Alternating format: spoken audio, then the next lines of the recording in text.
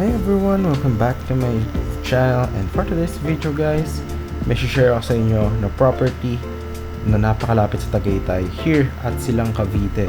So ganito rin yung magiging itsura ng ating project kapag tapos na. Diyan lang siya guys, ilang minutes away lang. So kung ano yung nakikita nyo ng mga concrete roads, mga drainages, ganun din yung magiging itsura na itong property natin after the development or yung pre-styling stage niya. Sa inyo yung ibang available ng mga 150 square meters. So last 8 lots na lamang po ito. Just for a promo price of 7.5 per square meter and 2 to 5 years to pay po siya after your full down payment. No? So ayan guys, as you can see, undergoing na po ang construction ng kanyang concrete roads and drainages. So dito po guys is any house design po siya. No record house design naman po. So perfect na perfect sa mga pangarap nyong rest house. So yan, nakita nyo may mga available tayo na magkakatabing tatlo na 150 square meter, no? And this property ay yung Aguinaldo Highway, no? So malapit lang siya, so mga 5 minutes via Barangay Road. So yung Tagaytay may daan din from this Barangay Road, lalabas kayo malapit sa may Starbucks. So ganyan na siya kalapit guys. Hi everyone! Welcome back to my channel, and for today's video guys, nandito tayo sa Silang Cavite, and this property is just 7 minutes going to Tagaytay Rotonda, and nag-car tayo going to this property guys. Ayan, kung makikita nyo, ngayon is ayan, 3 PM. Ayan. And ang weather dito guys, ayan, tanghaling tapat yan, ayan yung araw, kita nyo, pero ang weather is malamig, mahangin siya actually. Yung kumbaga halimbawa is nagpagawa kayo dito ng house nyo sa future, pag may silong siya, hindi ka nakahangin na ano ng araw, malamig po yung vibes ng araw. Bakit? Dahil ito pong barangay, this is located here in Barangay Malabag, Silang Cavite. This is situated around 480 meters above sea level. Tagaytay is around 550 meters hanggang 600 meters above sea level. So technically, they have the same weather. And meron tong view ng Palace in the Sky. Yung gagawin dito sa project na to is 12 and 10 meters concrete wide roads po. Meron ding mga 8 meters with drainages. Gagawan din po yan ng perimeter fences. And there will be lines for electricity and water. No? And ayan po yung pasukan sa property. Diyan lang siya sa Along Barangay Road. And if you're going to Aguinaldo Highway, dito po sa may highway dyan, papunta Tagaytay Rotonda, is just around 5 minutes.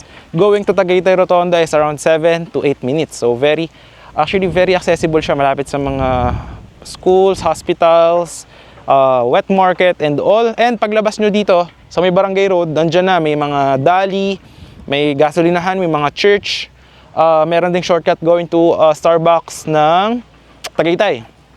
Tapos dito guys, ang kagandahan is meron pa tayong available na 10 lots. May mga 150 square meter, may 500 square meter, meron din tayong 300, no? May magkakatabi na 5 150 square meter.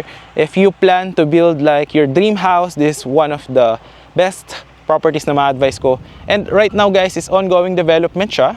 Ayan, nakikita nyo, pinapatag yung ating mga lupa dito, no? Mahangin siya, ikutan natin. And mamaya papakita ko rin yung ating drone shot.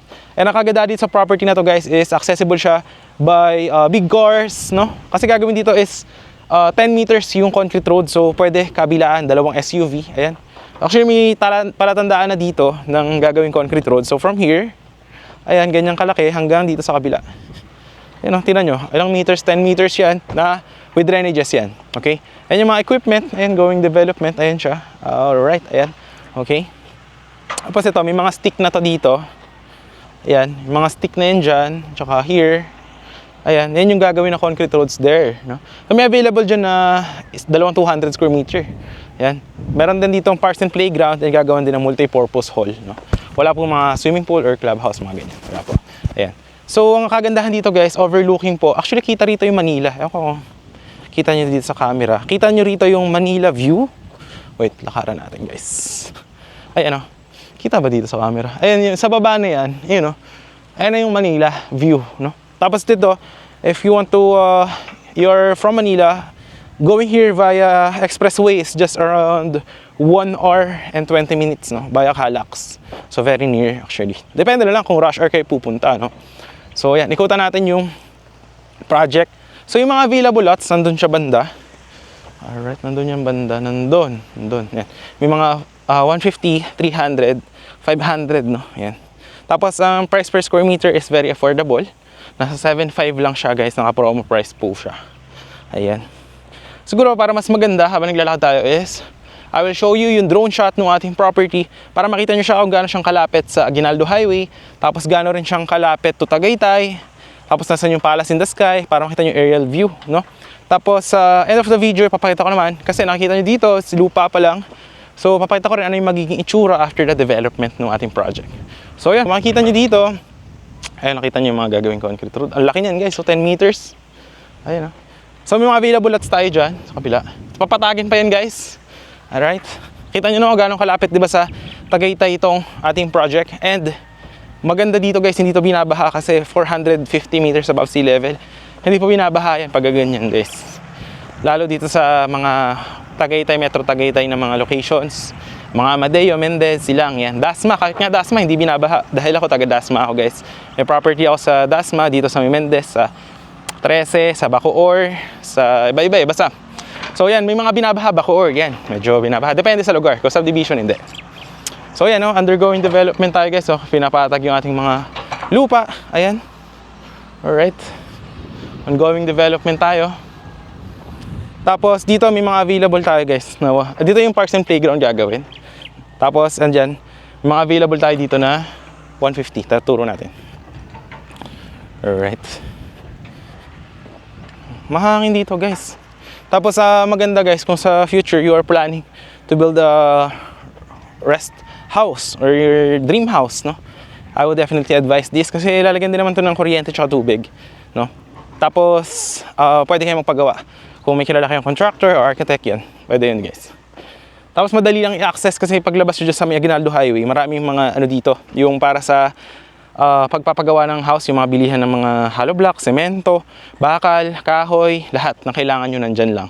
So hindi kayo mahirapan i-travel dito yung mga materyales pang mapapagawa kayo ng bahay. Ayan. So yun yung parks and playground nandito. Yung mga available natin na lot is around there.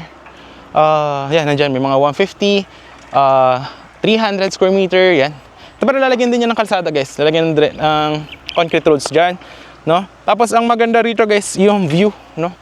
Mahangin din dito.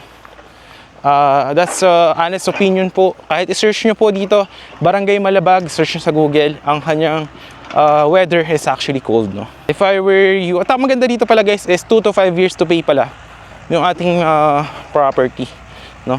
Tapos ang requirement natin is 2 valid IDs po. Ayan, ito, ile-level din yan guys kung mapapansin nyo. Ayan, ile-level din po yan. Para na rin natin yung iba pang available na lots, no? Ayan. So from the roundabout, ayan, yung gagawin, tsaka yung entrance. Ayan. So lakaran natin yung ibang available lots. Ayan. Maganda pala dito guys is yung aside from the weather, dito sa Silang, marami na siyang ano, mga tawag nito. Yung bilihan, mga malls, ayan. Tapos accessible na rin to mga Shopee, Lazada, Food Panda, Grab, yan. So hindi actually to ano, what do you call that? Kung ano yung nasa city life, marami rin dito palang bukas na mga kainan sa gabi. So if nag-crave kayo ng midnight cravings, labas lang kayo dito sa Aguinaldo Highway, ang dami guys. Actually sa Tagaytay marami din, no? Dito guys, may available din tayo ng mga 150 square meter. Andyan. Ito yung view na sinasabi ko. No? Kita ba yung Palace in the Sky? Ayun, no? Kita ba dito sa video? Di ko lang makita eh. Tapos yung Manila view. Pakita natin yung Manila view. Kung nakita nyo sa drone, di ba? Ang ganda nung ating project. Malaki siya actually. Ayan, dito. Ayan. Andun, may mga available din pala tayo. 150 square meter nandun guys. Nandun, ayan. So normal na frontage nun is 10 by 15 meters guys. Lalagyan naman din ng mga muhon yan. Tapos ang signal dito, if you will turn on your phone, 4G, 5G, meron 5G. Ka-smart, yan. Globe, meron din. Ayan yung highway guys, oh. Aguinaldo Highway. May mga, kita nyo yung mga, ano ng kuryente, nandyan lang mismo. Ayan. So yan, may mga available tayo dito guys. 150, meron din doon, dalawang 150 sa dulo. Gusto nyo, parang end lot. Meron perimeter fence sa likod, ayan. Tapos doon, may mga 5 magkakatabi na 150 square meter right there. Ayan. So i-clear din naman yan. Papatagin din yan, tapos aalisin din yung mga, what they call this, mga grass, no? Tapos bahala na kayo kung gusto nyo lagyan ng mga plantito-plantita. Ayan. Basta yung development is with drainage, big concrete roads, tapos perimeter fences, parks and playground. Yan. Walang mga swimming pool. Kayo, pero kung gusto nyo magpagawa ng swimming pool, pwede rin naman. Ayan, ang ganda guys. Oh, lamig dito. Ayun yung Palace Indas kayo. Diba? Malamig talaga. Wala akong rinig tayo, pero yung hangin ba? Tapos pag gabi guys, dito malamig talaga. Yung masasabi ko. Ayan. Oh, ayun guys, ngayon naman ipapakita naman natin is yung ano yung magiging itsura itong ating project kapag tapos na yung ating development. So any house design. So I will show it here on 3, 2, 1. Ito po yung ating mga finished projects, no? Right here. Sample na itsura ng ating projects kapag tapos na po siya. So actually, ito is Silang Cavite din siya. Ganito yung mga sample natin ng mga finished projects. So no required house design po siya. As you can see, depende po sa owner kung ano yung gusto nyo ipatayo na house. Ayan. So different designs po yan. Magkakaiba po yung mga bubong. And pwede rin po kapagawa sa contractor nyo. And yan guys, may mga linya na rin yung Meralco for electricity. And meron na rin siyang water. At makikita nyo guys, malapad yung mga concrete roads dyan. Ayan. So, perfect na perfect siya for the getaway property. Meron ding basketball court, merong multi-purpose hall, and playground. Na talagang perfect na perfect para sa small family or you are with your kids para healthy living.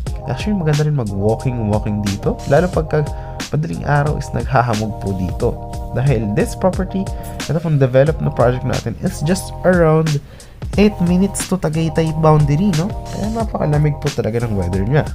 So yun guys, yun lang yung ating property tour for today. Ayan, kung nag-enjoy kayo, and if you do like this one, yun, hit nyo lang yung ating thumbs up. Syempre, like mo na rin, and share mo, and subscribe yung ating channel, and hit the notification bell para updated ka for our next upcoming videos, no? Ayan guys. So yun, if you are interested, nandiyan naman yung numbers ko on the screen, the Viber WhatsApp. So I could assist you on your dream properties guys. So ayan, makita nyo naman, no? Ayan si Kuya, ayan. Undergoing development guys, no? So yun, maraming salamat sa panonood. And once again guys, this is John Rich. I hope to see you in the next vlogs. Bye-bye!